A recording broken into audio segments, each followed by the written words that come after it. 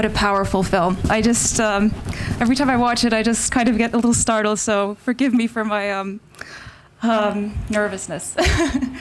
Welcome to New York, Ahmet. I know you came from Turkey. Ahmet is the composer of the film Leylak. We have Deniz Latos, who's the director, and we have Scott Aharoni here as the co-director. And last but not least, of course, we have the amazing writer, Mustafa Kaymak. Welcome. Thank you so much.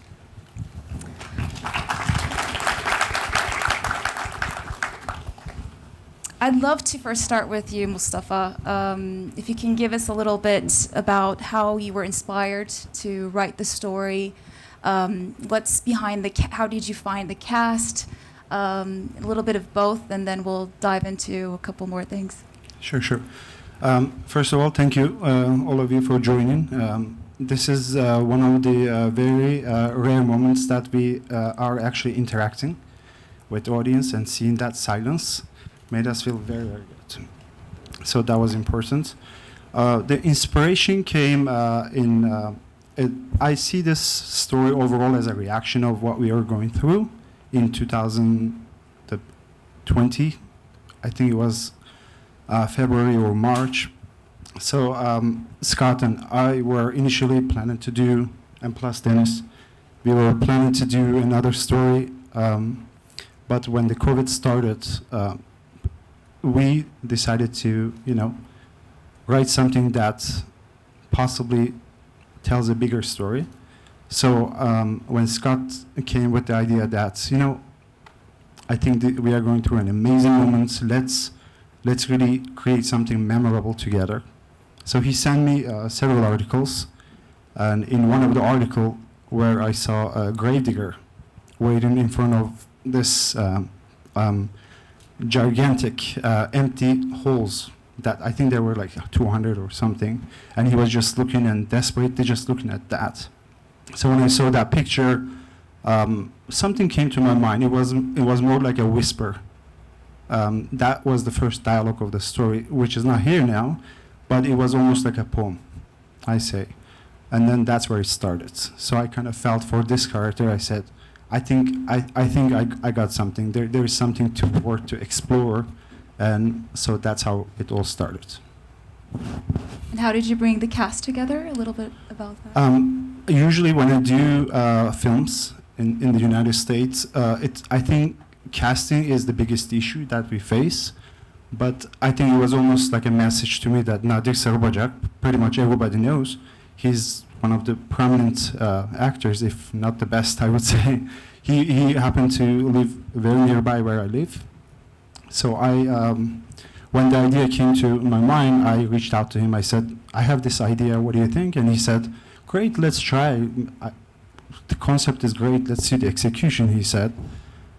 I think in that moment I started writing, got a little bit of encouragement from him. I sent the script to him.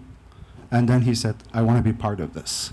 So I had Nadir Sarıbacak's picture on my desktop as I was trying to develop this. That gave me a lot of inspiration. Mm-hmm.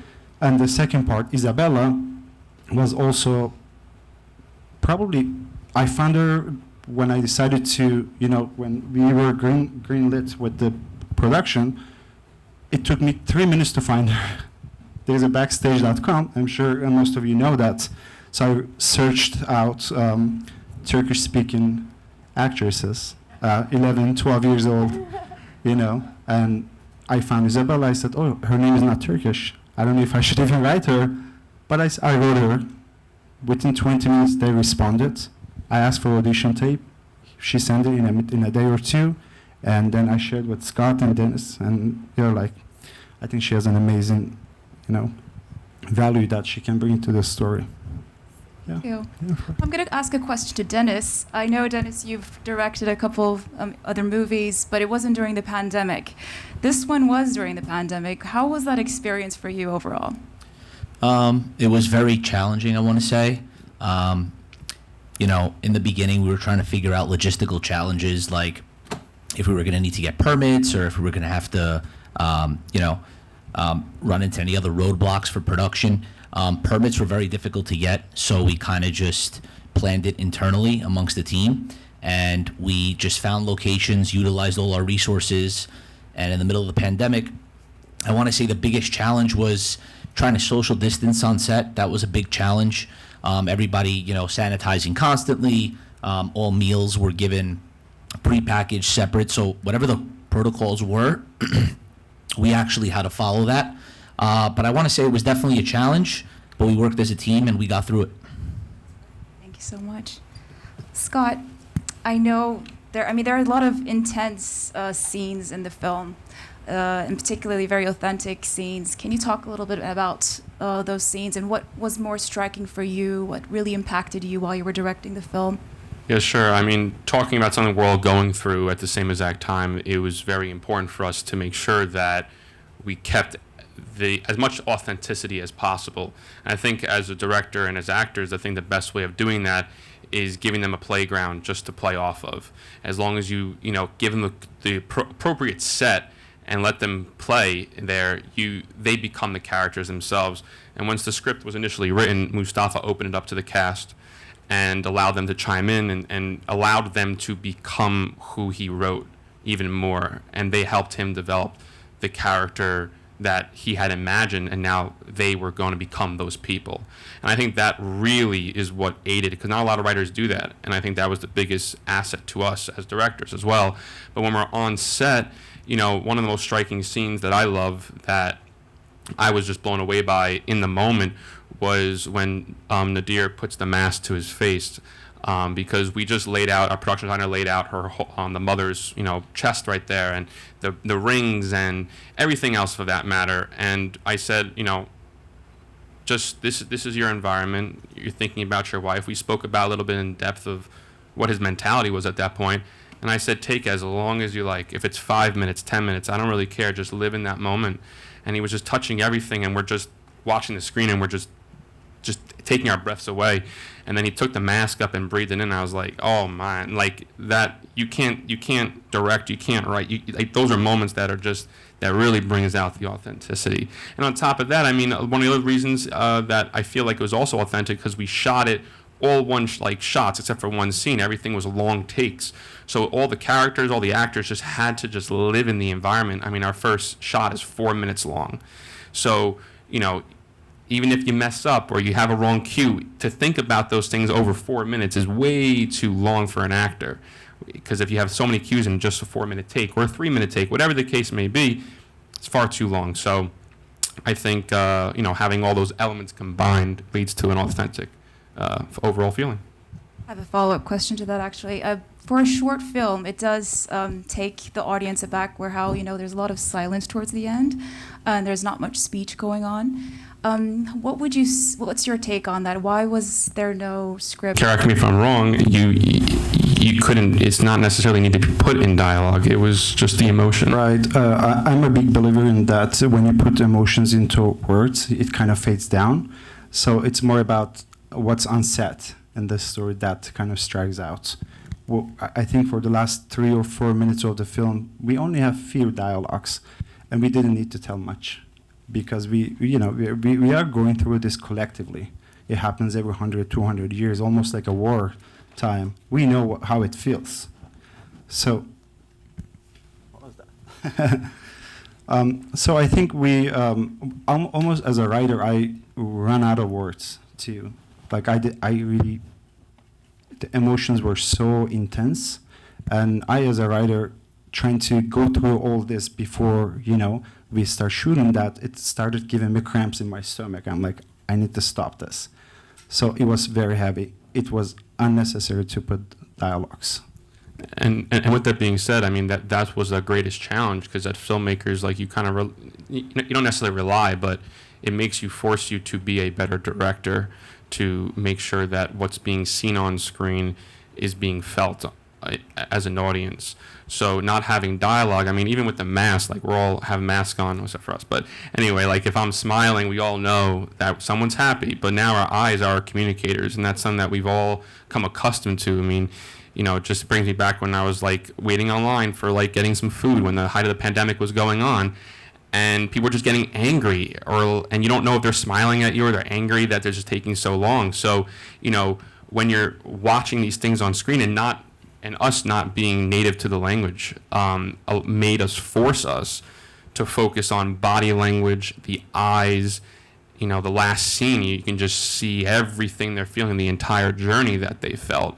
And I think that's what is the essence of filmmaking. It started out as silent films. It started out as telling stories without dialogue, without subtitles. So I think I would like to think that at the end of the day, even if there were no subtitles, you don't understand what's going on, you know, dialogue-wise. You understand what's going on emotionally, and that was the funnest part about this, because it was totally different than other films that we've done.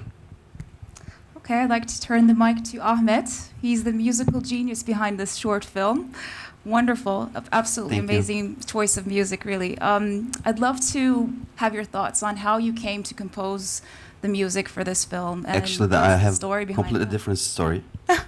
Because first time I see that guys in here, and Nadi was the great actor, and I know of him from maybe from the 15 years old like that, and I was so excited to working with him because I didn't see him in 6 years or like that, that was completely a different story as been in Istanbul, and they sent me the script, and there was and I said that there is nothing, there is no dialogue. Probably you forgot it. I'm just joking. Anyway, there was a construction. Actually, first when I see the script, and I said I would like to be in that movie, but maybe if there is no music, but still I'm gonna be in there. Please, please. And then we started to compose, and they said that's great, and I said that it's not great, and try it again. And they said that, oh, it's okay, and I said that no, try it again. And I think in the third time, and finally we had the great atmosphere. But actually, there was another version. We worked for the longer version, and there was so different sound world over there. But finally, we cut the different version, and we watched like that. I actually have a follow-up question to that. Were there any particular challenges in composing music for a short film versus a feature one?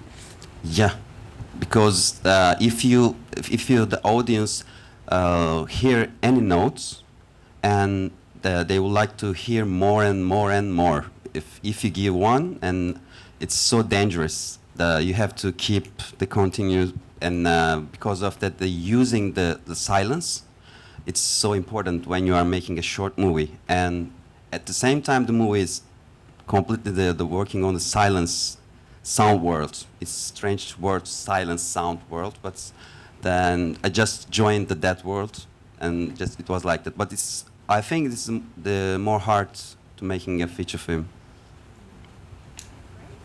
Let's talk a little bit about the success of the film. I know that, Tribeca Film Festival, you all got the special jury prize. So first of all, congratulations. And now, on a recent article in Vanity, please tell me if I'm wrong, but Leylak is now shortlisted to be a nominee for the Oscars. So just a small correction, Variety magazine, usually they're very well known for predicting Oscars. So they're Prediction is predicting that. one step before. Exactly.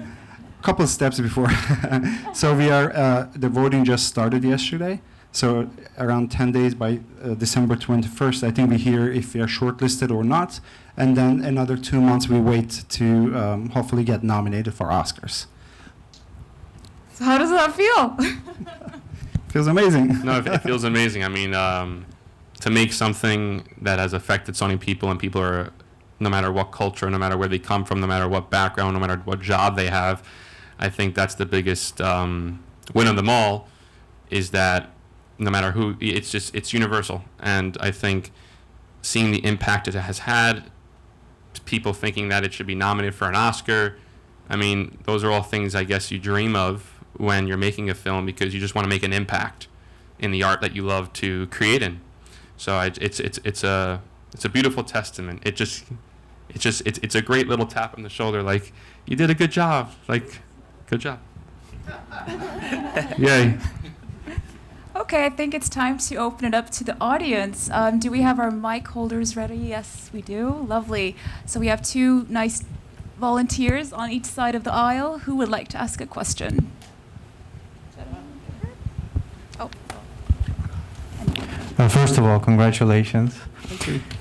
I think the prediction might be correct because you guys really captured the legacy of impotence that we have. We cannot do anything about these things. You know, some of us have experienced that through friends, colleagues, family, and the anger of the Baba really got to me because, you know, as a Baba, as a father, you feel like you're supposed to take on the world and everything's supposed to be fine, and you lost that foundation that is the mother. How do you explain it? In the beginning, it was so hard because he still has to deal with life. He still has to go to work and put a straight face. And we have felt that before. My question, I guess it would be a hard one, is what happens next? How do we honor the characters? The ones who have lost, the ones who are gone, because obviously we miss them. How do we continue, right? How do we honor them?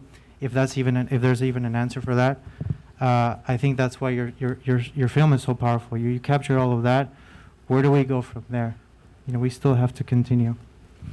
That's a great question, and I think, you know, honoring a loved one is just remembering them, is speaking about them, and never forgetting what they've done for you. I mean, we're all here because of our families, and families are the most important thing, and that's what gets us through hard times. So when you lose someone that you love, a friend, a colleague, or whatever, it's the people around you that support you. So that's why I think at the end, why we wanted to end on that note, a symbolic note is that they're going into a tunnel, you know, and at the end of the tunnel there's light. And as long as you're working hard and you're holding hands together and you're facing and you're not lying, because a lot of this grief and not accepting the reality of your situation. So I think it's a matter of accepting, looking forward, but together. And, you know, I think that's the best way, because like we've all lost someone very close to me, which has amplified my filmmaking career, is losing my grandfather, which was before I made my first film ever. And I always say, like, why couldn't he see that before my career started? 'Cause he was always the biggest supporter. Oh, you're gonna do it. You're gonna make it. You're gonna make it. And then he wasn't there. But how you remember him is you put some dedication credits. You always talk to him. You say, hey, look at what we've done. Look at who's here. Look at today.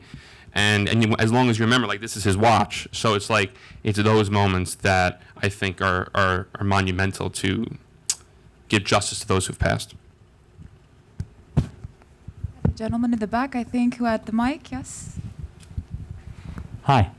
Thanks a lot for this amazing movie. I have a question to Scott and Mustafa.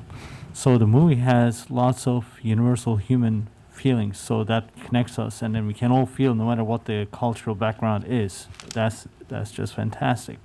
At the same time, there's also lots of like culture-specific feelings also going through. So I wonder what kind of like challenges or like easiness that Scott found during his execution of the movie. And also for Mustafa, getting those feelings done in another continent, you know, like with people living in here, how is that like easy or challenging for you also? Thank you. Sure, I can answer. Should I answer both or should I answer the second one? In terms of cultural specificity, I don't think I'm trying to write for the culture. I'm trying to write my own from my own perspective, and that automatically kind of applies to the script. And yes, I forgot a lot of things. I've been living in the States 14 years nonstop and 19 years overall, and I'm losing a lot. But at the same time, it just becomes a journey backward this time. So I'm going back and noticing more stuff. And now I'm alienated from my culture, but at the same time, I'm going back to it, which is, I think it's a part of growing up in a way as a writer too. You kind of start seeing things globally where you fit culturally too, but my writings are usually reaction of what's happening. And they have this documentary quality to it. Like, that's why I'm careful with the music, and I only work with the right people when it comes to music, and that's why I'm at this here too. Also the directors as well. again, it's a lot of things from my own experiences and trying to stay realistic to the story, trying to be sincere about it. Because once you know, as a per human being too, once you start faking it, it's a business of faking it. Yes, storytelling is in a way, but when you're writing to it, you have to believe it in order for audience to believe it and feel it too. And I think maybe that answers your question partially. I don't know. I guess we'll follow up with the rest, but keeping things authentic, not overdoing the emotion. Like when people lose someone, when someone passes away, on a movie scale, you think they're going to start crying hysterically and getting angry, and there's tons of emotion. But what we wanted to do here was to have those emotions reserved. The daughter is such a smart girl. She kind of knew what was going on. She wanted more answers. She wanted more information. And when her father told her, he couldn't really even tell her. He didn't say it flat out. He couldn't even come to the realization or the honesty off the bat. But when he kind of told her, she knew, and she was angry that she didn't know. But I personally feel that she knew, she was learning more and more and getting closer to that answer. And I guess just piggyback off of what I was saying before, but when I found out that my grandfather passed, I was in college, I was in a classroom, I got a text message saying, "Call me," from my mother, and I knew things were happening, so I called her, and she told me. And I think I already accepted what was going to happen, and I didn't face my reality yet. When I faced my reality was when he was buried. But it's a hard thing to face, and I think those moments are after the film. Those honest, emotional moments that we see internally in our own selves. Yes. Yes, the lady in the left.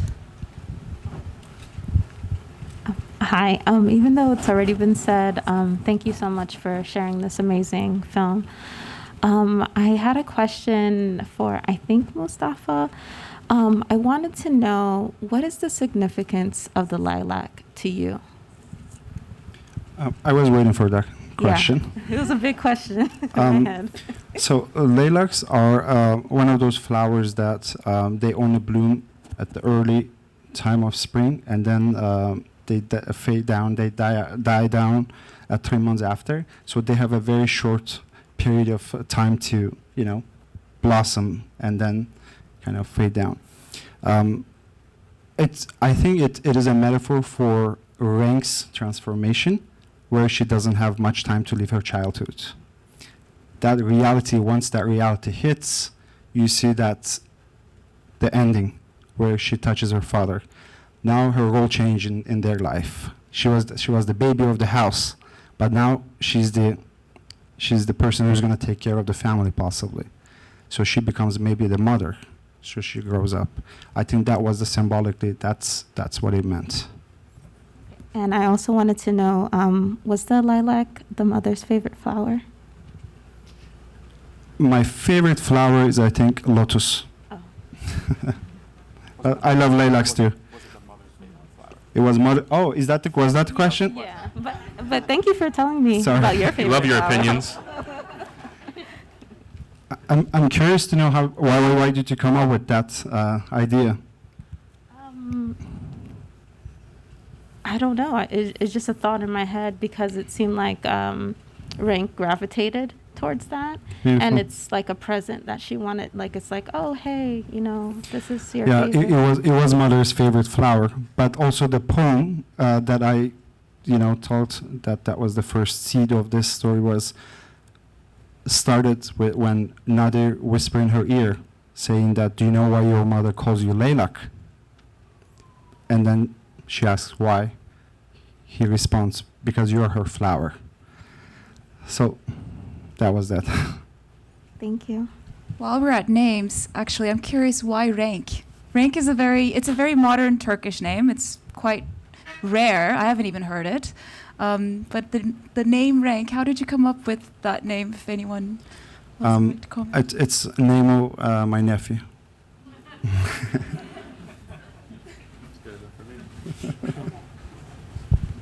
Any other questions? Yes. Let's wait for the mic. Filmin sonunda filme healthcare çalışanları I assumed dead mother was a nurse or doctor or something because your dedication to healthcare employees. And but there was no indication of that in the movie. I also connected the lilac, like the lady said, as being mom's favorite flowers. I would have liked to see her face maybe in imagination of the child or the father, that was her wedding flowers maybe. So I wanted to see that kick in the movie. That to me it was not delivering that. Because from the beginning of the COVID experience, the one thing that never goes out of my mind is that I have seen a picture of a Jordanian burial that they buried the first Jordanian victim of coronavirus with his car. Do you remember that? Anybody? I've seen it on New York Times, and I never today can forget it. The fear was that great. I mean, even in his car.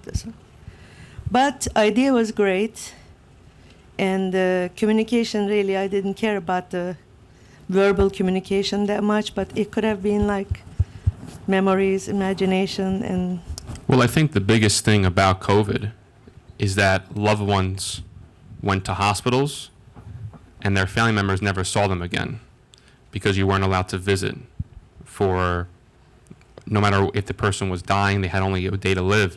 So that was the biggest moment where people were holding up signs in hospitals to say goodbye, or they couldn't even get out of bed. So I think that was the biggest thing, is not to show the mother, because that's what one of the biggest struggles were for a lot of people. They couldn't see their loved ones one last time. So if Rank couldn't see her mother one last time, then I wouldn't want our audience to see it either.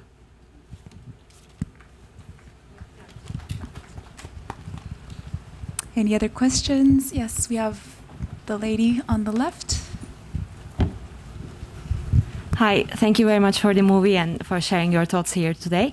I, for example, unlike the lady, thought that this woman died because actually this gravedigger carried the virus to her because he was blaming himself, because he was dealing with all the COVID issues, probably people carrying all COVID, people died from the COVID and etc. So I just wanted to make sure, make clear why actually this the mother died, or was I just right on my idea? So thank you. Because it was not clear. But if we don't want to learn why the reason of the death, so why he blames himself actually? I think the biggest thing during COVID is that in the beginning, because this was the height of the pandemic, you didn't know how the virus was transmitted. So when you're burying bodies, people thought that you can touch someone who's dead and get COVID. So I think that was, I don't think because I think what makes the film more universal is that we don't know how people got COVID in the first part, and what makes it even more universal is that she could have died from anything, but he in that moment, the nurses are so busy, no one knows what was going on or why or how or whatever the case may be. So his struggle is that he feels guilty, and that was the present moment. Maybe a week later he'll know why. Maybe he'll learn more of what happened. But when so much chaos has happened, he's going to a cemetery every single day with this on his mind. He doesn't know what to feel, and I think his emotions are all over the place. But it's not specified. It's more about the grief and his confusion and the frustration. The lady over here.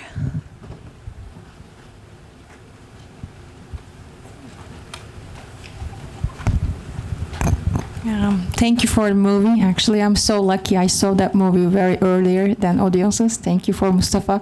I saw the first cut.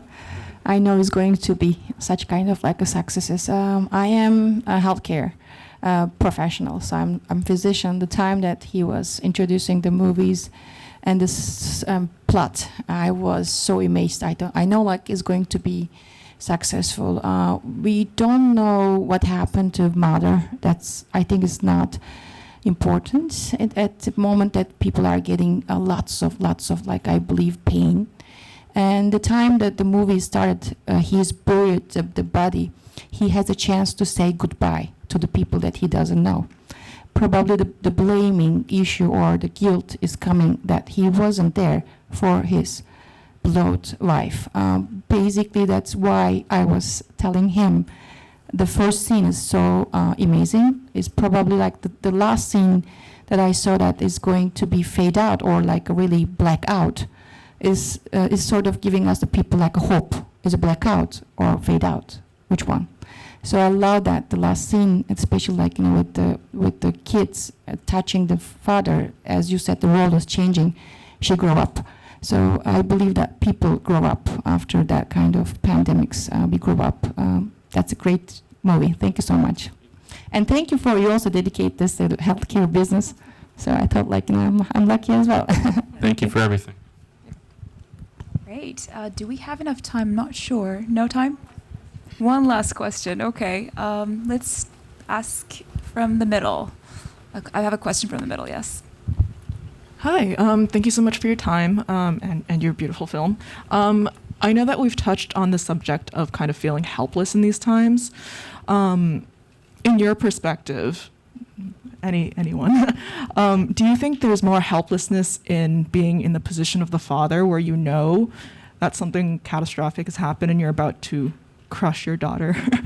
Or do you think there's more helplessness in not knowing and kind of being kept in the dark, but almost feeling that sense of impending doom, if you will?